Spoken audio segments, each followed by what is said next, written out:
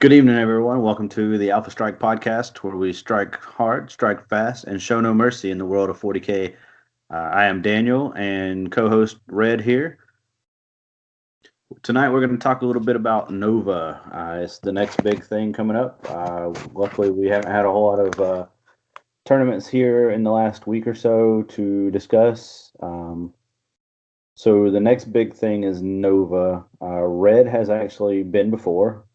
This is going to be my first time going, so I'm excited. Got the little some 40K jitters going on because it's time to go out and nut up or shut up. And we also have some awesome articles that we shared online from Goonhammer. If you haven't ever read anything from them, they've put out some great content, very accurate, very good stuff to read. If you're going to Nova, they have several different articles to read up on. We're going to go over a little bit on that and give them all the credit for this. So without further ado, we're going to start off with Red and let him explain what he saw last year when he went, what he thought of the event, what he thought of playing. This year he hasn't been able to do a whole lot due to job and family and all that good stuff. So we're hoping that maybe next year he's going to come and take some skulls for the Skull God. Man, I tell you what, and blood for the Blood Throne, right? No, but man, so Nova was. I was fortunate enough to go around to some really great events last year, and Nova was hands down one of the best events that I think I've ever been to, and not just in regards of like a 40K tournament. I mean, hands down between the venue and the vendors and almost a convention-like level setting of what the Nova team brings to it. And on top of that, it's a charitable deal, man. And so between the efforts that are behind, that essentially have motivated the entire thing that Mike Brandt's been doing, and this is the 10th year. Like, I went last year, man. I had such a good time. I wish I could go this year. I will do everything in my power to go next year. I mean, we're talking this year, like 350 people around there just for the 40K tournament, but there's other stuff going on. It's not just 40K. So like when you're there, like I remember looking at, there were demos of games going on. The vendors that were there were some top of the line stuff. It was, and where it's located in DC it's a pretty good scenario. I mean, the whole scene's really nice. But yeah, so as far as the tournament goes, I mean, a lot of stuff that I saw at Nova that was off from what one might normally see as ITC, I later saw transition into ITC. I mean, that was where I saw engineers really come forward, right? And so like we didn't see engineers until later after LVO when they revised it earlier this year in the ITC format. But I played ITC. I played not ITC. I played engineers a year ago at Nova, and it was awesome, man. It's so just with the Nova stuff. I got introduced to Nova missions back in 7th edition. I was at a tournament where they played some ITC and some Nova missions, and so that was kind of what clued me into this Nova formatting, and we'll talk more about that in a bit. But I mean, just to lay it out, man, great games. The formatting for it, you start off and you're fighting for a position in brackets from the get-go, right? So like the first few rounds, it's just a straight up melee, right? You're fighting into it, and then the day after that, you fight into your brackets, and that's kind of like I went into the mindset knowing that, and only really that beyond like the mission formatting of what I'd seen in the primer. But when I showed up, like it was just you're just blown away by the scope and scale of what is being done exactly. You go up, you get to see what's being put on, the silent auction for the charity. You get to see the charity armies and everything are all on display. If you've looked at any of the Nova stuff for this year, I think it's a Warlord Titan, just like, man, and some of the, yeah, and army. I mean, there's all kinds of stuff, and the army that they're putting up, and if you look at some of the stuff that Nova has published in its news articles, I mean, there's like a Nova Space Marine chapter, and it is just amazing looking. And the extent to how Nova has is integrated into it, and they've got like Robin Cruddas, like we all talk about like we've been playing this game for years, and you see some of these people on Warhammer TV and everything, but to actually be in an event and to see someone like Robin Cruddas make a ruling on a table near you, like this is the guy who's one of the lead rules designer developer, right? And so like it's a memorable event, and I really would urge that if anybody hasn't been to, like, they need to make time on their calendar to get there. And even if you're not going just to play 40K, there's a bunch of other stuff going on that you can get into. I mean, their narrative event, like the pictures I took of the narrative armies that were there, it just blew me away. Some of the setups and the table setups. Had I known more about it like beforehand, just because I was new to it, like they have a 3-man tournament or a 3-man team tournament that goes down. There's just a lot of awesome stuff. I mean, it really is a I would say a cornerstone of the community as far as one of those major events that goes down. And the as we said, as we started to transition into it, the guys at Goonhammer did an amazing job capturing some stuff for anybody that's new to it or that might be getting into it, and really putting some material out. And I mean, we got to meet these guys eventually, because we've just I can talk about it, and I know like you and I have looked at the primer and everything for this year, and we've talked about that a little bit. But they really just did a great job of succinctly summarizing in a really good write-up of what's what is it like going into Nova as far as the differences between ITC, and then also that other awesome article we shared, which was here's some preparatory items that you might want to consider taking forward to it into Nova. So I think you're going to have a great year, man. Like, I think that this event going forward into it, you're going to see. I know you've been to a lot of stuff yourself, but this is your first time going to Nova, right? Yeah, because it's not usually it's the same weekend as Dragon Con, and we've always Right. been to Dragon Con.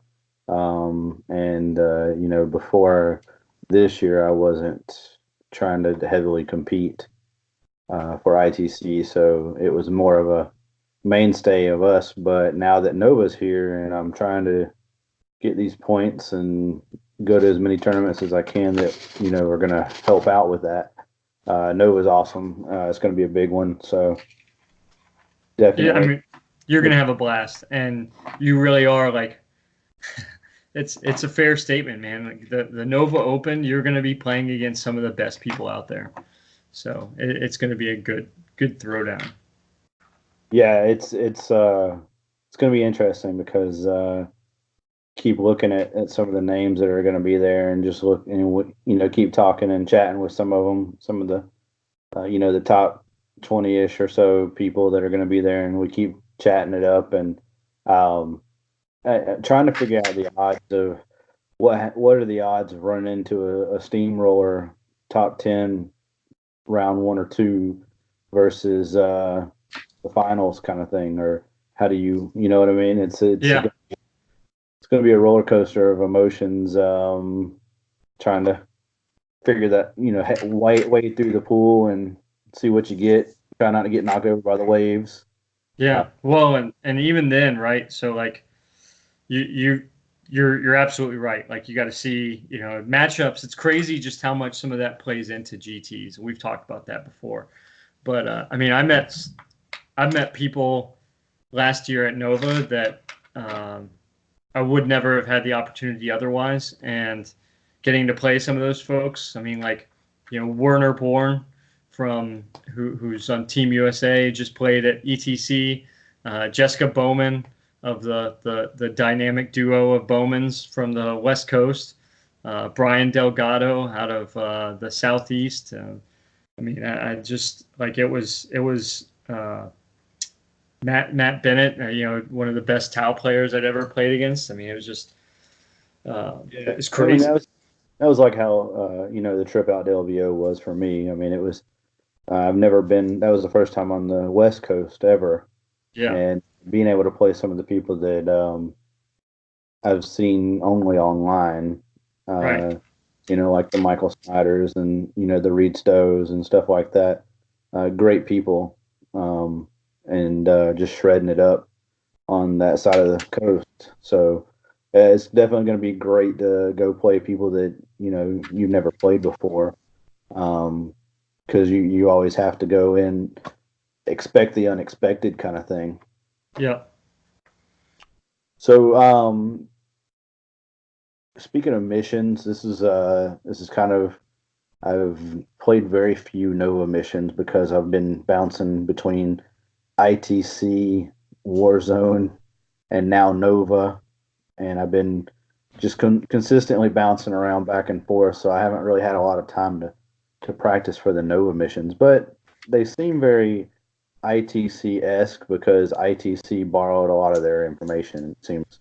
I remember the conversations when Champions missions first came out, and people discussed how they took a lot from Nova, and which is nothing wrong, and it worked great for, like you said, you played Engineers a year ago, and now it's in Champions missions. Right. So Well, go ahead and explain like the difference you would say, in your opinion, what the difference is between an ITC and a Nova mission would be, because they're very similar almost. yeah, so they feel similar, right? And they look similar. And that sometimes that can catch people off guard because they say, oh, well, I played ITC, so I should be good, right?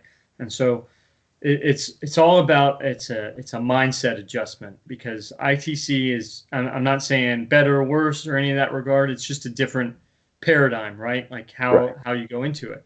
And so when you go into Nova, you choose at every mission. And so the other cool thing is every table is more or less set up exactly the same, right? It's all got the same kind of terrain. So you know exactly what you're going into. And you also like every deployment zone is set. The missions are set. Like that's it, right? Like so and there's always 6 objectives on the table, right? It's either 2-2-2 or 3-3. So 2 being in your deployment zone or your home territory, whatever, 2 in the mid ground, or 2 more in your opponent's zone, or it's 3 in your home zone and 3 in their home zone, right? So you always know that you're going in there. So having that a little more set out is there's less variables to the way ahead, right? You can almost prepare yourself going into it. The next big piece is this part, and again, from even when I was playing these missions or these types of missions back in 7th edition, I've always kind of appreciated this, where you get to choose your primary mission is either an in-game focus or a progressive focus, and so the progressive focus you're talking about, it's you score a certain amount of, I mean, just like you kind of like ITC, you score objectives in regards to what objectives you hold, but it's at the beginning of your turn, right? So after the first turn. So here's the big shift. It's not like I'm going to move out and take it. It's I've got to move out and I've got to hold that objective until the beginning of my next turn to count that point. And so Right. that again, you might be writing it down in a similar fashion on the paper that like, hey, I progressively scored this, but you got to hold that objective for a turn, right? And you've got to hold, so it's like a point for holding an objective, a point for holding more than one objective, 2 points for holding, more than your opponents, 2 points for holding. There's a little bit of a formula to it. I'm paraphrasing, so don't hold me, to the exact wording, but like that kind of progressive scoring again at the beginning of your turn, which is huge difference. Um, I mean, some people might say, "Oh, it's not that big of a deal," but like I'd say the fact that you have to like actually get there and then fight through it, like you have to hold on to it, I think that's a big deal personally. So you got that. That's your progressive. Now the end game is you get 4 points for every objective you hold at the end of the game. And this is similar in ITC that there are 6 standardized turns, right? But 4 points for every objective you hold, and then you get additional 2 points if you hold more objectives than your opponent. And so you're looking for 18 points out of these objectives. So if there's 6 objectives on every table, you need to hold 4 objectives at the end of the game. And so, again, Goonhammer had a really good breakdown of this. I recommend everybody go read their article because they do an awesome job of breaking down the exact mission setup. But it definitely comes down to that breakdown. Primary versus, in the primary, progressive versus in game. The secondaries, um, they have some secondaries that seem very similar to ITC. I can tell you one thing that's not in there, which would make me really happy if I was going this year, because I'd be digging out from the shelf, is I'd be probably bringing some grotesques, because they don't have gangbusters. But to go along with that, they also, not just gangbusters, but I think that grotesques and talos, from my personal opinion and flavor preference, I think that grotesques and talos can play really well. Really, I feel multi-wound models that are durable and can hold in the fight, like Blightlord Terminators and things like that, I think can hold in there really well. I think that because they can endure and they're mean enough to fight other stuff off of objectives, I think that they're really good focuses. But that aside, when you look at it, the secondaries, they do a lot of similar, where again, scoring at the beginning of your turn, not necessarily the end of the turn. There's some differences here and there, but that remains a big change in the theme. That to get your secondaries, you've still got to fight through until the beginning of your next turn. So you're saying you expect to see it multi-wound models doing well instead of the plague bearers, maybe? I mean, I think that, so an advantage I had, right, because it is 8th edition, not 7th edition. So last time I went, I had almost 60 Necron warriors, and so like I ended up taking some of those in-game objectives because I knew I could hold the durability wise. Yeah, durability wise, I could hold some of those objectives by the end of the game. And so plague bearers have their place. Are they the same kind of deal like ITC to a certain extent? Not necessarily. It's just, but I do think the multi-wound, it is definitely about durability. Plague bearers, I think, still have play, but are they going to be as useful as maybe they were in ITC? I don't think so. Yeah, I mean, not to mention, we just brought up plague bearers. We brought up Robin, who's going to be there. We all know what's going to happen after Nova. Something's going to stick. I mean, and they're all there. Who knows if Warhammer TV isn't going to be there? I can only imagine. You and I, we were at LVO. I mean, practically 6 months ago, right? And there was a big reveal there. I mean, we sat in there and we watched them reveal Abaddon, right? Right. Who knows what they're going to reveal this time at Nova? Yeah, I mean, as far as we all know the FAQ usually comes out afterwards. So, me personally, I was, in my list, I fully expected probably some of the stuff that I'm thinking to be, slapped with the point stick. Yeah. So, what's in your list? What are you looking at taking? Well, I'm taking the grab thing. So. Okay. Yeah. Yeah. So that's gonna be a big no probably soon here. Yeah. Gonna follow the Castellan. Well, I mean, to be fair, the Castellan got straight up changed, right? This, however, I mean, you're still in beta, so like a change to a beta codex, that's just going with the flow. Yeah. So, but the big question, I guess, is we look at the top players of ITC right now going into Nova, and those are mostly Plague Bearer with 1,000 Sun spam and Tau with shield drone galore. So those are two of the ones that did not get touched for the most part. So it's going to be interesting to see if they actually take a dump on them after Nova, or if they feel like they're really heavily balanced in the favor of they just need to stay where they are and keep bringing out across the board on people. Yeah. So, I agree. And so we're going to go over the first Goonhammer article. Um, it was the one basically talking about etiquette, right? So Oh we've man. talked a lot about that on here before. Basically, don't be a dick. Try to be a sportsmanship. To a degree, but don't let other people run over you.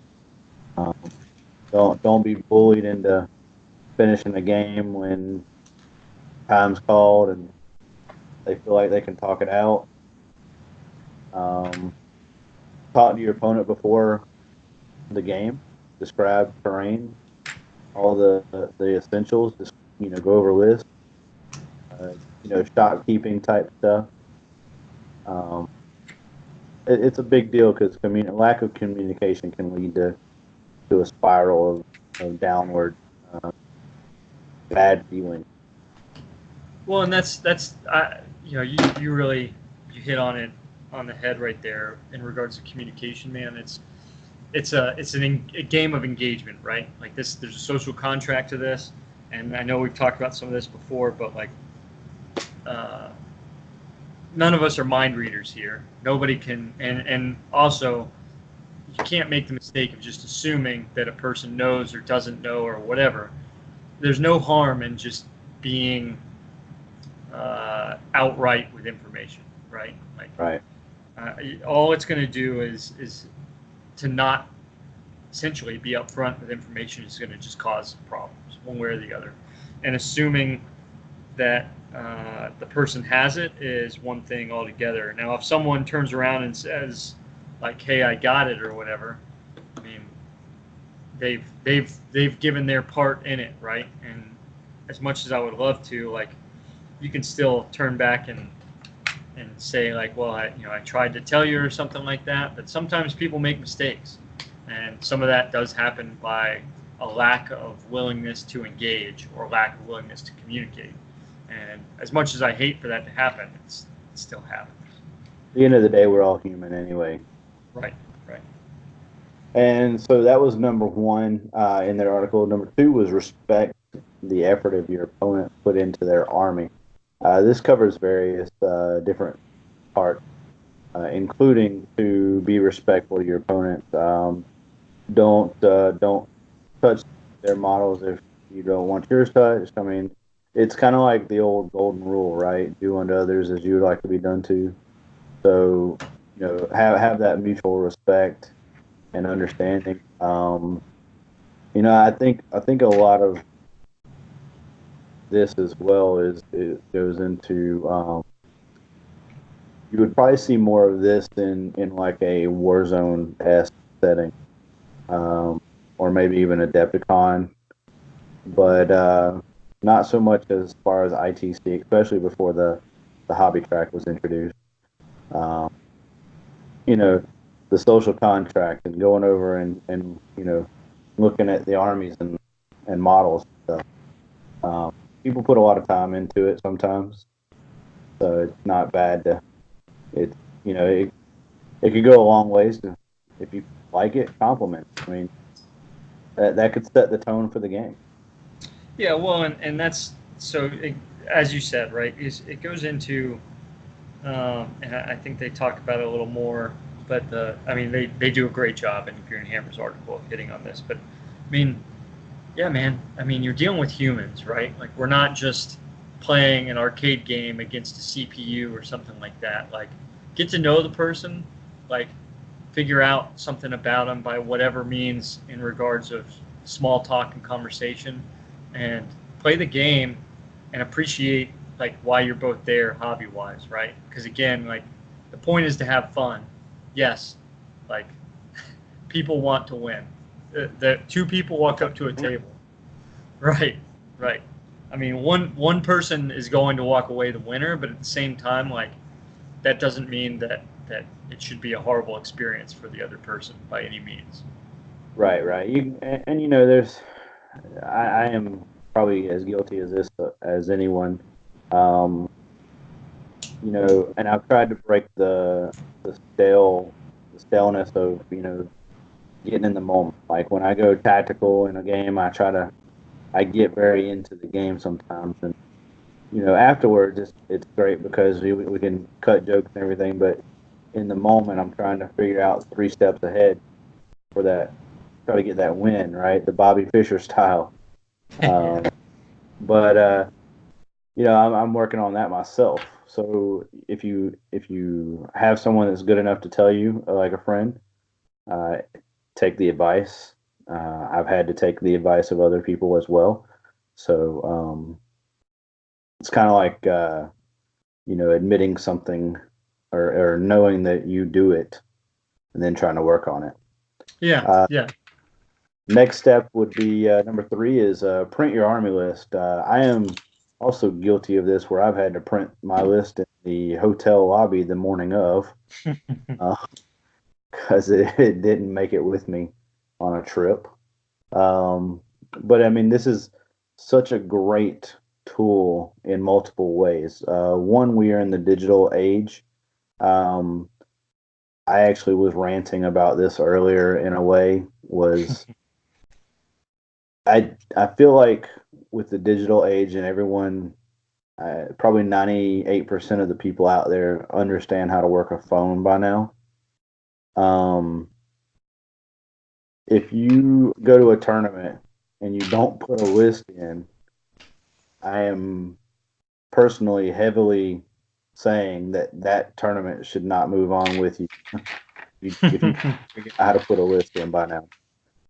Um, but I mean, worst case scenario, if you have a printed list, it's when you show up without a list in BCP, no printed list. There leaves room for error, room for questioning, and it just doesn't look good for you. I mean, come prepared. If 99 other people out of 100 can do it, then what's your excuse, kind of thing. Especially with the way that on Goonhammer here, they give you a tool called Butt Scribe. Now, we were just talking about this. Not only can you use BCP, and you have the digital codexes now by GW, um, all of these things are available. And now they have this thing called Butt Scribe.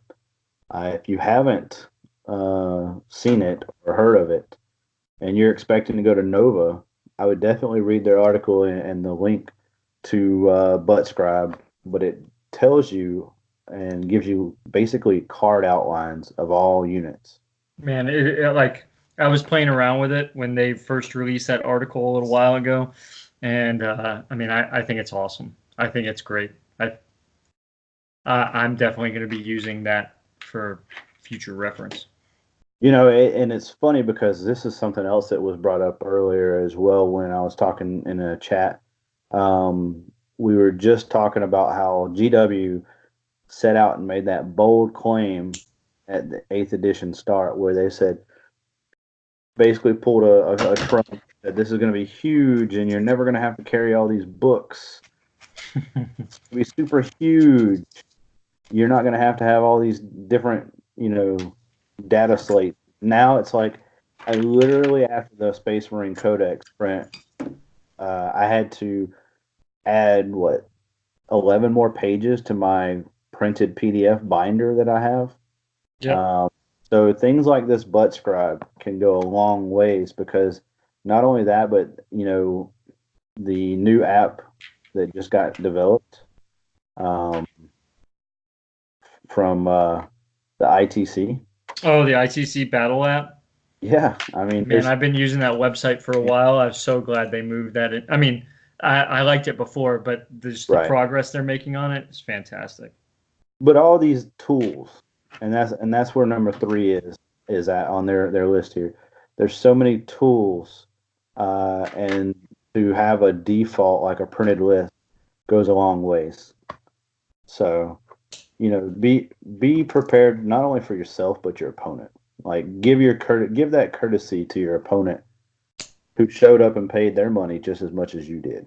Well, and so that was a cool thing about Nova.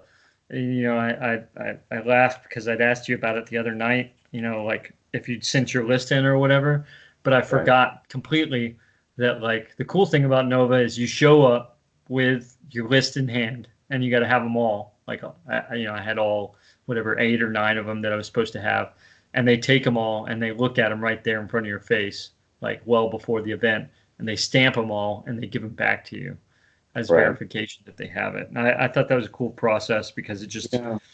I mean, we had our list on BCP. They were there, and we've talked about that before. Like, not just having your list on BCP, but like to a certain extent, the digital age, we've moved beyond paper. You don't necessarily have to, but there is something to exchanging lists with folks and being like, hey, here's my paper list, Yeah. and It's also a conversation starter. exactly, yeah, Going back to number two, right? That's a part of the social contract almost. You're handing them the contract. They're looking over the list and et cetera, et cetera. So, it does serve a purpose. It's not there just for you to waste paper. Um, so moving on to number four is keeping it moving, basically. This is definitely one of the finer points of competitive play, I would say, and they hit a lot of topics here, and they hit it on the right on the head, man. Know your rules and try to know your opponents as well. Um, have buy the cards, take index cards, whatever's going to help you keep your shit together as well. Um, you know, you don't have to like index every freaking unit, but if you have one or two hot items and questions that you always forget or you always um, someone's always going to ask you, right?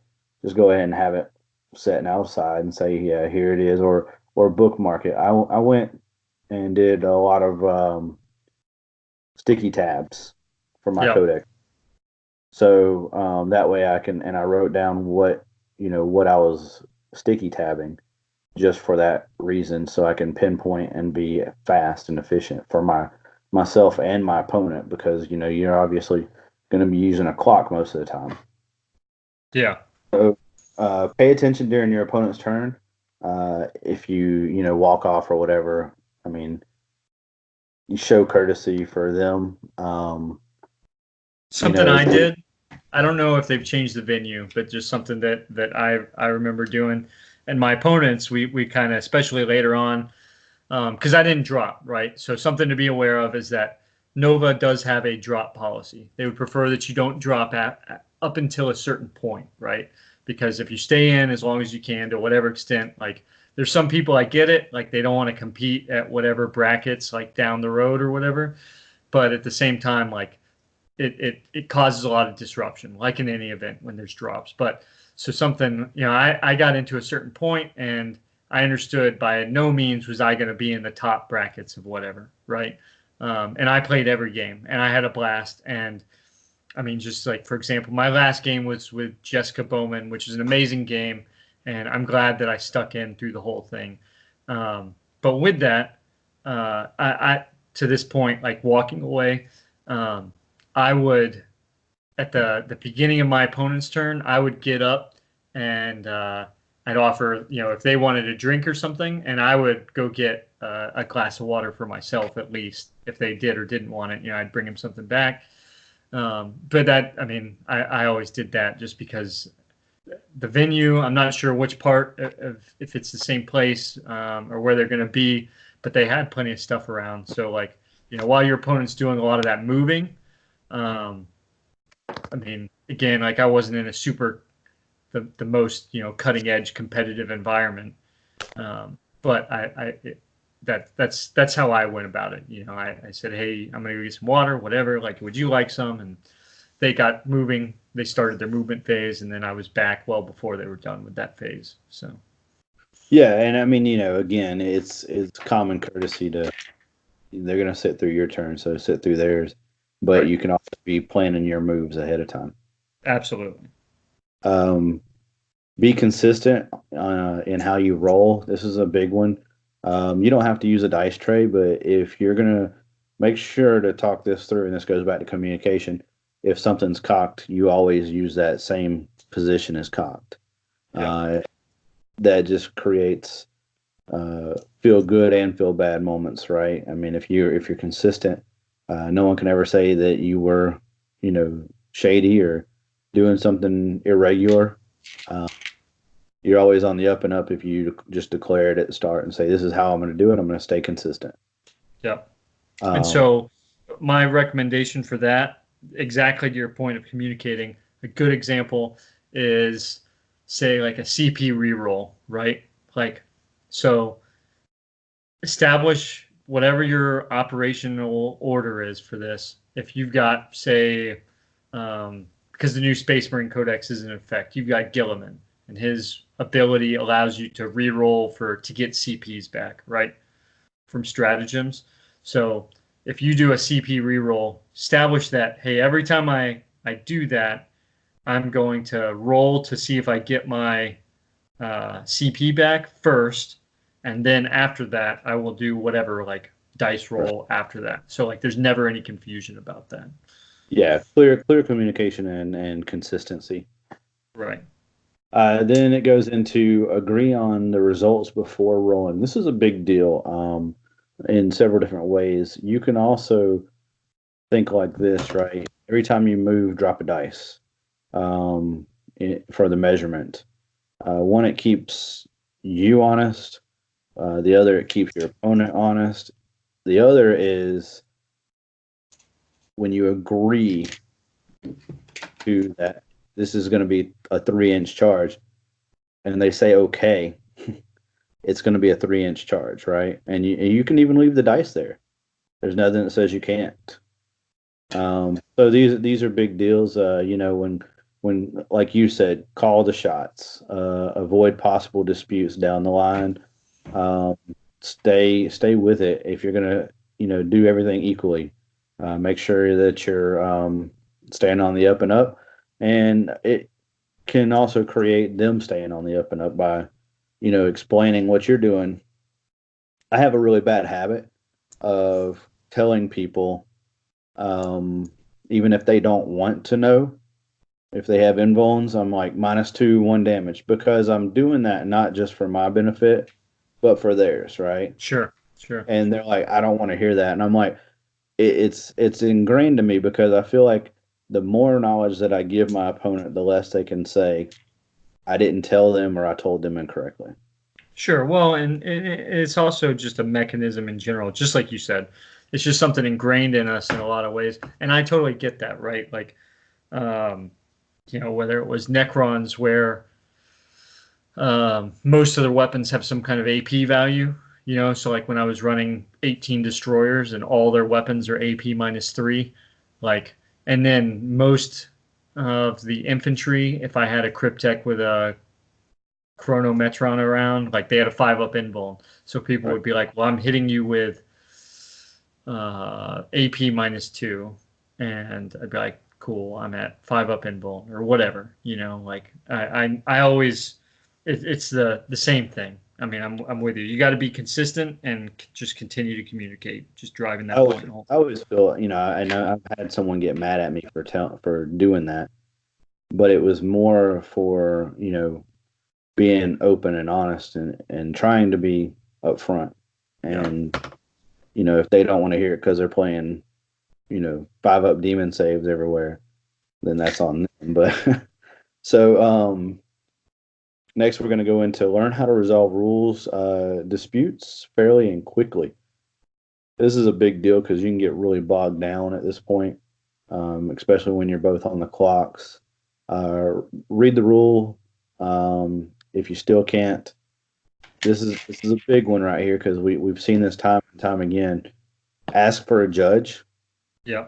Um, this is a big deal because you see it a lot on the internet where someone goes, "Well, such and such happened. Well, did you call a judge?" No, and then they're out of the tournament or something. So this is a big deal. Uh, it's also a learning point, right? There's a saying that I even said it this weekend to some folks. If you learn one thing out of a game, it's going to make you a better player. So if you have to call a judge and you or your opponent learn something, you really shouldn't be upset because you just learned something that's going to better you ultimately. Yeah.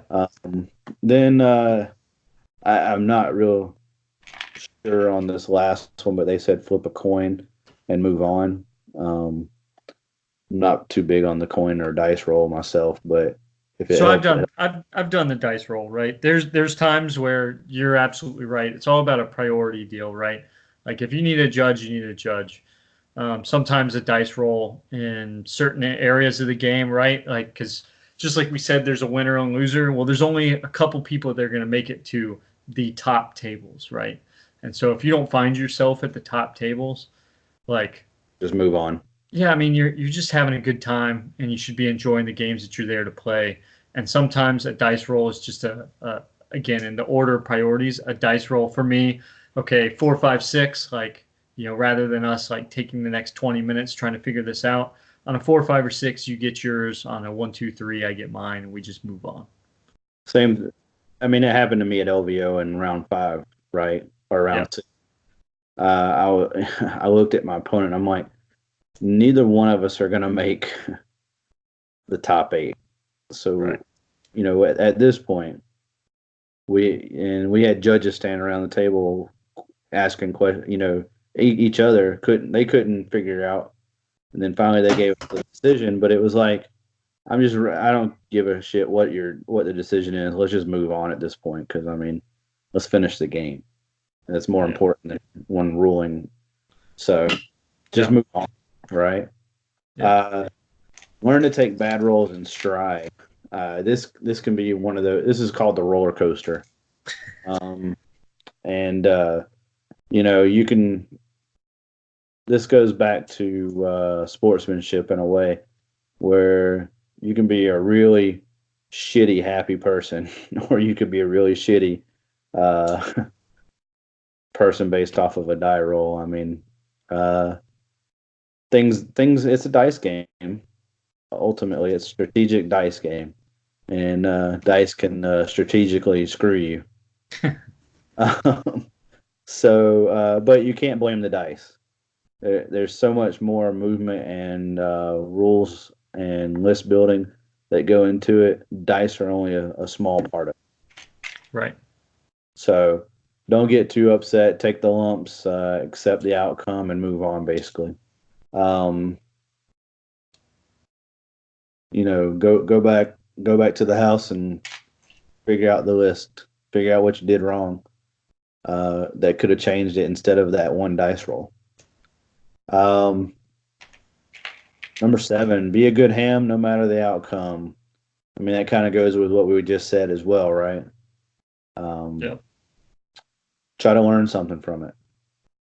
The next article they had describes the data sheets for the butt scribe. Um, if you have not checked it out, go check that out, man. It's great. We posted it on or Red posted it on our website or our Facebook. I'm sorry, and it's really great information. And it looks awesome. Um, I'm excited to start using it. I might try to get some games in on Tuesday before I have to go to Nova on Wednesday, and use all this information, even though it's kind of new.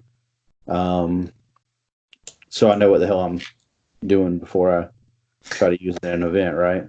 Yeah. Well, and I tell you what, man, regardless of all this game stuff and everything else going on, like Nova is it's just a good time. And at night after you're done with the games and everything and all the vendors have shut down, there's a great party going on. At least last year, and I'm pretty sure this is a frequent thing. But there's a legit like party going on at the top of the hotel. And so like I'd tell you and anyone else that's going that you guys need to just go up there and hang out. And I mean they've got there's a bar up there and there's everybody up there were bands playing last time.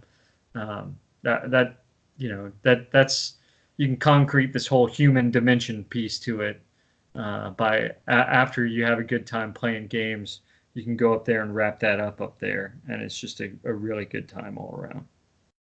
Yeah, man, I'm super stoked. I trying to get the jitterbugs out and go rip some people's face off, hopefully. But uh, we'll see what happens. It's interesting because I was going to take a marine list but the Marines didn't make the cutoff, Sure. unfortunately. So that's good and bad because I've been trying to stay. Marines have been so even all of our chats, they've been so out there, and we've done some of the reviews, and I've listened, but I've tried to focus on not listening to those on purpose, Hmm. just so I don't go up there and play a Marine list and not know what the hell is actually in there, right? Yeah. So it's been hard because I really want to jump into the Marine boat real fast, but I'm gonna have to wait till Nova's over with before I do that and go ham on some Marines soon. Nice. Then we'll have to talk about the Phobos Dreadnought again. Phobos Dreadnought. It's coming, man. Phobos Dreadnought and a Phobos Brigade. Mm, I'm trying to make my Imperator fleet man, as I we can't speak. wait. I cannot So wait.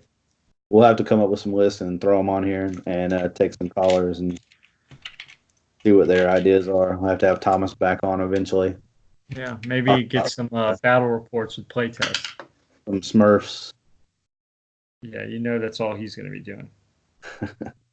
So again, I'm really excited. Hopefully we see I see a lot of folks there that I haven't met before, and even some smiling or ugly faces that I know already, kind of like Mike Sells and them. Mm. Uh, so you got anything else going on? I'm going to a little tournament, local tournament this next weekend.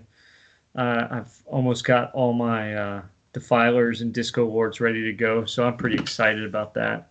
I've been just play testing my generic bloodthirsters and berserkers list. So, um, but besides that, man, I'm really excited for you and for everybody else that's going to head into Nova coming up. And I'm really, I'll be following it very closely. So, good luck to everybody. Yeah, man. The only tournament I know of was this weekend GT wise was Capital City over in South Carolina. Brenton Weiss took first with Tao, and number two was Antonio Pierce. He had Imperium with some grav tanks and some knights, I believe. Uh, It's hot, yeah. man. So Antonio, I believe, is also going to Nova.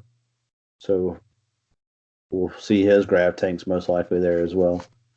Bet you will. Grav tanks and plague bears, beware. I'm trying to take a bet on how many Jim Vessel copycat list or TJ copycat list we'll see. I mean, it's a working thing. I mean, we've talked about it before to an extent. Like Netlist, there's plenty of good players out there. Like you're gonna have it's gonna be a tough field. But we know the issue with net listing sometimes is that it's an unfamiliar hand with the unfamiliar pilot behind it all, and so it's going to be interesting. I mean, I'm trying to think. The stuff I played against last time was kind of front edge. This is such a good point in the ITC season at Nova. Before the fact, 6 months away from LVO and the end of the ITC season. It's just it's a very you're going to see some interesting stuff out there, and I think Nova is kind of a really big mark in the sand for what people can start to see. Like we'll see. We'll talk more about it heading into LVO, but I think you're going to be able to see some stuff here at this tournament that's going to follow all the way 6 months from now. Yeah, for sure. I see Necron's actually doing well in this event. Um, I between Tesla and everything that they have and the durability wise. Knights, I'm very iffy on in Nova mission.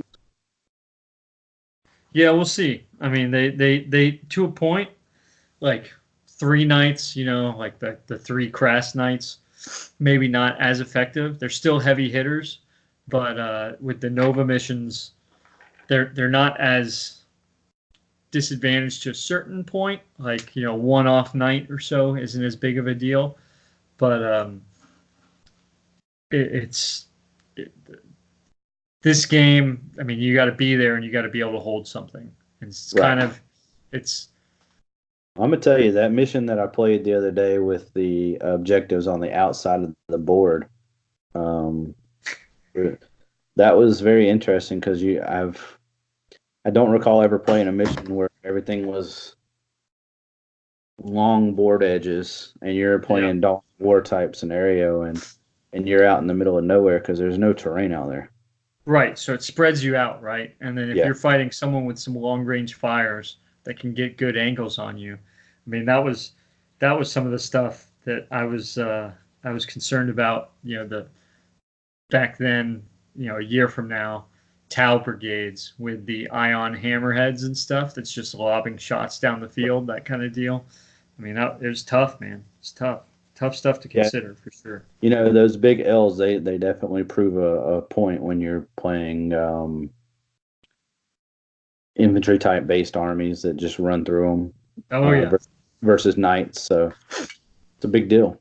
It is. It is. And I mean, it's sure it's a variable that's so set that it obviously like adjusts the meta and everything for those people that understand what they're going into. But at the same time, like, so be it, right? Like, what the terrain is that you're going into, and your opponent knows what the terrain is. And so, like, do your best to take control and manage those variables.